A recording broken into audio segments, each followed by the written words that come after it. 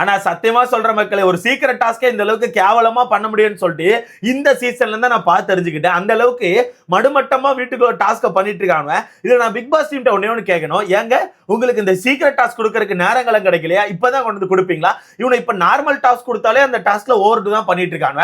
அப்படி இருக்கும்போது ஒரு சீக்கிரம் டாஸ்க் தூக்கி கொடுத்தா நார்மலா பண்ணுவான்ல, ஒரு மாதிரி அப்நார்மலா பண்ணிட்டு இருக்காங்க. அதுல முக்கியமா ஒரு சில பேர்லாம் நடிக்கங்க பேர்ல ரொம்பவே ஓவர்டு பண்ணிட்டு இருக்காங்க. நடிப்பு அரக்கன் மாதிரி பண்ணிட்டு இருக்காங்க. இதுக்கு உண்மையான நடிப்பு அரக்கனே பரவாயில்லன்னு எனக்கு தோணுது. தண்ணி படத்துக்கிட்ட அந்த சீக்கிரம் டாஸ்க் கொடுத்திருந்தாலே அந்த மனுஷன் கூட கொஞ்சம் நல்லா பண்ணிருப்பாரு போல. ஆனா இவனு பண்றானோ தெரியுமா? பண்ணு எம்மையம்மா என்னால முடியல ப்ரோ. நான் காலையில முதல் விடியில சொல்லியிருப்பேன், வீட்டுக்குள்ள இன்னைக்கு கெமி போறாங்க. கெமியை வச்சு இன்னைக்கு வீட்டுக்குள்ள ஒரு டாஸ்க் இருக்கு. அவங்கள வச்சு ஆக்சுவலா ஒரு சீக்கிரம் டாஸ்க் மாதிரி வச்சிருக்காங்க. அவங்கள வச்சுதான் இன்னைக்கு பணப்பெட்டிக்கான டாஸ்க முடிக்க போறாங்க. அவங்க மூலமா இந்த வீட்டுக்கு ஒரு 3 லட்சம் ரூபாய் கிடைக்க போகுது. ஒரு சீக்கிரம் டாஸ்க் மாதிரி கொடுத்திருக்காங்க. வீட்டுக்குள்ள சண்டை வர வாய்ப்பு இருக்குன்னு சொல்லிட்டு காலையிலே சொல்லுங்க. ஆனா அந்த சீக்கிரம் டாஸ்கே இவ்வளவு டிஃபரெண்டா கொடுத்திருப்பான்னு சொல்லிட்டு நான் சுத்தமா எதிர்பார்க்கல ப்ரோ. அந்த அளவுக்கு ஒரு தரமான டாஸ்க் வந்து நம்ம பிக் பாஸ் கொடுத்திருக்காப்ல. அந்த டாஸ்க ஒரு சில பேர் கண்டுபிடிச்சாங்க. ஓகேவா? ஒரு சில பேர் கண்டுபிடிச்சு அதுல சீன் போடுறவங்க பேர்ல பயங்கரமா பேசி பிரவீன் காந்தி அவர்கள்ட்ட எல்லாம் கடுமையான செருப்படி வாங்கிட்டு இருக்காங்க. எனக்கே பார்க்க கொஞ்சம் பாவமா தான் இருக்கு.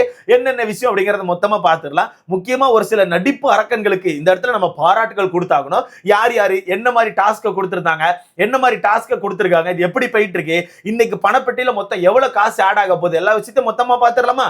சோ வீடியோக்குள்ள போறதுக்கு முன்னாடி மறக்காம இந்த வீடியோ லைக் பண்ணி சேனலை சப்ஸ்கிரைப் பண்ணிக்கோங்க. நீங்க போடுற ஒவ்வொரு லைக்கும் தான் நமக்கான வீடியோ 10 பேர் சஜஸ்ட் ஆகும். சோ முடிஞ்ச அளவுக்கு லைக் போட்டு சேனலை சப்ஸ்கிரைப் பண்ணிக்கோங்க.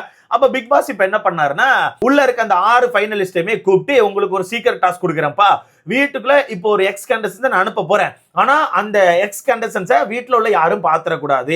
ஆல்ரெடி வீட்டுக்குள்ள ஒரு 6 பேர் இருக்காங்களா பழைய போட்டியாளர்கள், அவங்க பாத்திரக்கூடாது. அவங்க கண்ணுக்கு படாம இந்த வீட்டுக்குள்ள எங்கேயாச்சும் போய் ஒளிச்சு வச்சிருங்க. ஒளிச்சு வச்சுட்டு நீங்க வந்து அவங்கள டிஸ்ட்ராக்ட் பண்றதுக்கு என்ன வேணா பண்ணுங்க வீட்டுக்குள்ள. அது உங்களுக்கான ஒரு விருப்பம். ஓகேவா? என்ன வேணா பண்ணுங்க. நான் அடுத்த வந்து சொல்ற வரத்துக்கு அந்த ஒரு நபரை நீங்க ஒளிச்சு வைக்கணும். நான் அடுத்த சொல்ற வரத்துக்கு அந்த நபரை நீங்க ஒளிச்சு வச்சுட்டீங்கன்னா உங்களுக்கு 3 லட்சம் ரூபாய் கிடைக்கும்னு சொல்லிட்டு பிக் பாஸ் சொல்லியிருந்தாப்ல. இப்படி அந்த நபரை ஒளிச்சு வச்சிடணும். இவங்க கண்ணுக்கு பற்றக்கூடாது. இப்ப பழைய போட்டியாளர்கள் ஒரு 6 பேர் வீட்டுக்குள்ள இருக்காங்கல்ல, அந்த 6 பேர் கண்ணுக்கும் அந்த நபர் படக்கூடாது. அப்படி படாம ஒளிச்சு வச்சிட்டாங்கன்னா 3 லட்சம் ரூபாய் கிடைக்கும். அப்ப இவனை வந்து அந்த சீக்கிரம் டாஸ்க் பிக் பாஸ் கொடுத்த உடனே கன்வென்ஷன் ரூம்ல உட்காந்து கடுமையா சண்டை போடுறாங்க. ஏன்னா ஆளாளுக்கு ஒவ்வொரு திட்டத்தை கொடுக்காங்க. ஒருத்தன் என்னன்னா வெளியே போயிட்டு நம்ம டாஸ்க் ஆடுற மாதிரி ஏதாவது ஃபன் பண்ணுவோம்னு சொல்லிட்டு ஒருத்தன் சொல்றான். இன்னொரு ஆள் என்னன்னா இல்ல நம்ம எப்பவும் போல கேஷுவலா இருப்போம், கேஷுவலா ஒரு மாதிரி அப்படியே போயிட்டு அப்படியே ஒருத்தரை கூட்டு பேசுற மாதிரி அப்படி வெளியே போய் கூட்டு உட்காந்து பேசுன்னு சொல்லிட்டு ஒருத்தர் பிளான் கொடுக்குறாப்ல. இன்னொருத்தர் என்ன சொல்றாருன்னா, யாரா ஒருத்தர் பணப்பெட்டி எடுக்கிற மாதிரி சீன் போடுவோம், பணப்பெட்டி எடுக்க போறேன்னு சொல்லிட்டு சீன் போடுவோம், அதை வச்சு ஏதாவது சண்டை போடுவோம்னு சொல்லிட்டு ஆளாளுக்கு ஒரு பிளானை சொல்லி கன்வென்ஷன் ரூம்ல சண்டையை போட்டு உருட்டானு. கன்வென்ஷன் ரூம்ல சண்டையை போட்டு உருட்டாங்க. பிக் பாஸ் ஒரு 10 நிமிஷம் பார்த்துட்டு சார் ரைட் இவனை விளங்க மாட்டானு அப்படின்னு சொல்லிட்டு உள்ள வந்து அப்பா ஏய் கொஞ்சம் சத்தம் இல்லாம பேசுங்கப்பா, வெளியே கேட்டு தொலைஞ்சிடக்கூடாது, உங்களுக்கு போய் ஒரு சீக்கிரம் டாஸ்க் கொடுக்க, உங்களுக்கு போய் ஒரு சீக்கிரம் டாஸ்க் கொடுத்தேன் பாத்தீங்களான்னு சொல்லிட்டு மனுஷனே டென்ஷன் ஆயிட்டாப்ல. அந்த அளவுக்கு மடுமட்டமா ஒரு சீக்கிரம் டாஸ்க் யோசிச்சுட்டு இருக்காங்க. அப்ப கடைசியா அவன் அந்த பணப்பெட்டியை வச்சு ஒரு பிளான் போட்டானோ. எப்படி பிளான் போட்டிருக்காங்கன்னா, டக்குன்னு வெளியே வந்து கோமா போற மாதிரி போகணுமா, எல்லாருமே வெளியே கோமா போற மாதிரி போயிட்டு அங்க உள்ள ஆட்கள் எல்லாருமே கூட்டு ஒரு முக்கு சோஃபால உட்காந்து பேசணுமா. என்ன பேசணும்னா, இப்ப பிக் பாஸ் வந்து இந்த 6 ஃபைனலிஸ்டுக்கும் ஒரு டாஸ்க் கொடுத்திருக்காப்ல. டாஸ்க் மீன்ஸ் யாரா ஒருத்தர் இந்த பணப்பெட்டி இப்ப எடுத்தே ஆகணும். நீங்க அப்படி எடுக்கலன்னா கொஞ்ச நேரத்துல நான் பஸ்ஸர் அடிப்பேன். அப்படி பஸ்ஸர் அடிக்கும் போது அந்த பணப்பெட்டியில் உள்ள அமௌண்ட் வந்து கம்மி ஆகிட்டே இருக்கும். நீங்க வந்து எடுக்கலன்னா அந்த பணப்பெட்டியில் உள்ள அமௌண்ட்டை நான் கம்மி பண்ண ஆரம்பிச்சிருவேன். சோ யாராச்சும் ஒருத்தர் உங்களுக்குள்ள பேசி அந்த பணப்பெட்டி எடுத்துக்கோங்க. அப்படி எடுத்தா அந்த பணம் மொத்தமா கிடைக்கும், இல்லைன்னா கிடைக்காதுன்னு சொல்லிட்டு பிக் பாஸ் சொல்லிட்டாரு. அதனால எங்களுக்குள்ள பேசி யாரா ஒருத்தர் அந்த பணப்பெட்டி எடுக்கணும். ஆனா எங்களுக்கு யாருக்குமே எடுக்க விருப்பம் கிடையாது. ஆனா மாத்தி ஓட்டு போட்டு இவங்க எடுத்தா ஓகே அவங்க எடுத்தா ஓகேன்னு சொல்லிட்டு இருக்காங்க. இதுக்கு நீங்க ஒரு முடிவு சொல்லுங்கன்னு சொல்லிட்டு இந்த பழைய போட்டியாளர்கள் எல்லாத்தையுமே ஒரு முக்குல அடைச்சாச்சு. அப்படி வெளியே வந்து ஒரு முக்கு சோஃபால அடைச்சு இவங்களாம் உட்காந்து பேசிட்டு இருக்காங்க. இதுல நம்ம சாண்ட்ரா மட்டும் வீட்டுக்குள்ளே இருந்துட்டாங்க. ஏன்னா கெமியை கூட்டு வரணும்ல, கெமி ஸ்டோர் ரூம்ல இருக்காங்க. அப்போ எல்லாரும் வெளியே போனோடனே நம்ம சாண்ட்ரா என்ன பண்ணாங்கன்னா, கெமியை கூட்டு போயிட்டு அந்த தலை ரூம்ல உள்ள பெட் இருக்குல்ல, தலை ரூம்ல உள்ள பெட்டுக்கு கீழே கொண்டு ஒளிச்சு வச்சாச்சு. தலை ரூம்ல உள்ள பெட்டுக்கு பின்னாடி ஓடி விட்டு கீழே ஒளிச்சு வச்சுட்டு எல்லாம் வந்தாச்சுப்பா. எல்லாம் வந்து பேச ஆரம்பிக்கும். சபரி இருக்கா தெரியுமா, சபரி எம்மையம் அவன் போடுற ஆக்டிங் இருக்கு தெரியுமா, சரிப்பா சரி நீ ஆக்டர் தான், இல்ல நான் சொல்ல அதுக்கு இவ்வளவா தெரியாம கேட்கிறேன், அதுக்கு இவ்வளவா, அப்படி அங்க இருக்க எல்லாருமே நம்பணுமா, அதுக்கு இவர் வந்து கோபப்படுற மாதிரி அங்க உள்ள அந்த குஷன் எடுத்து வீசுறாப்ல, ஒரு மாதிரி ஜெயில பிடிச்சி ஆட்டுறாப்ல, ஒரு மாதிரி கத்துறாப்ல, ஒரு மாதிரி கானா வினோதிட்ட இப்படிங்கிறாப்ல, ஏதோ பண்றாப்ல, எப்படி ஏதோ பண்ணிட்டு இருக்காப்ல. எனக்கு இதை பார்த்துட்டு சிரிக்கவா அளவான்னு தெரியல.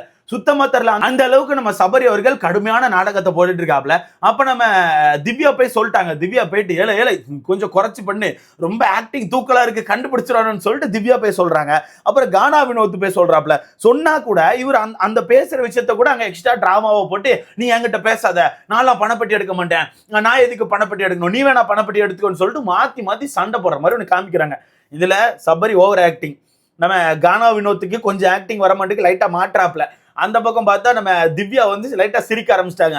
அரோரா நல்லாவே சிரிச்சுட்டு, விக்ரம் மட்டும்தான் சமாளிக்கிறான். விக்ரம் மட்டும்தான் கொஞ்சம் அப்படியே ஒரு மாதிரி ஆக்டிங் போடுற மாதிரி சமாளிக்கிறான். அரோராக்கு சிரிப்பே வந்துட்டு. அப்ப அரோராக்கு சிரிப்பை வந்து கண்டுபிடிச்சிட்டாங்க. அரோராக்கு சிரிப்பு வந்து உங்களுக்கு தெரிஞ்சு போச்சு, ஏதோ சீக்ரெட் டாஸ்கா, என்ன சீக்ரெட் டாஸ்க் வச்சிருக்கீங்க, என்னடா சீக்ரெட் டாஸ்க் இது, என்னடா போட்டு ஆக்டிங் போட்டுட்டு இருக்கீங்கன்னு சொல்லிட்டு அங்க உள்ள ஆட்கள் கேட்க ஆரம்பிச்சாச்சு. அப்ப திருப்பி அழுப்புறாங்க, இல்ல சீக்ரெட் டாஸ்க் எல்லாம் இல்ல, சீக்ரெட் டாஸ்க் கிடையாது, இது உண்மையாவே பணப்பெட்டிக்கான ஒரு விஷயம் தான், சோ நீங்களும் ஒரு முடிவு சொல்லுங்கன்னு சொல்லிட்டு அங்க உள்ள ஆட்களுக்கு சொல்றாங்க. அப்ப வியானாக்கு டவுட் வந்துட்டு, இவன் ஏதோ பண்றான்னு சொல்லிட்டு வியானாக்கு டவுட் வந்துட்டு. ஆனா நம்ம பிரவீன் காந்தி, தண்ணி பழம், பிரவீன், இவங்க 3 பேர் மட்டும் தான் கொஞ்சம் சீரியஸா இருக்காங்க. இப்ப இதுல முக்கியமா பிரவீன் ரொம்பவே சீரியஸா இருக்காப்ல.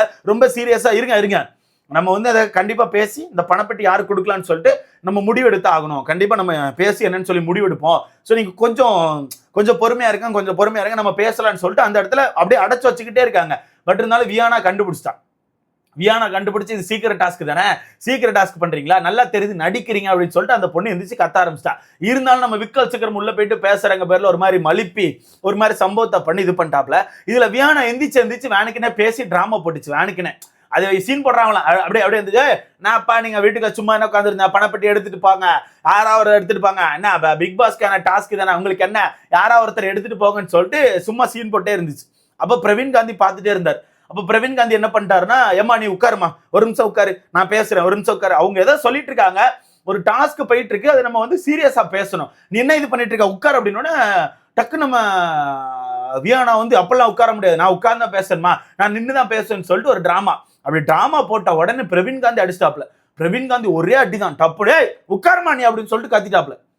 டக்குன்னு உட்காருமானி அப்படின்னு சொல்லிட்டு பயங்கரமா கத்தி மனுஷன் ஒரு மாதிரி சண்டைக்கு போயிட்டாப்ல.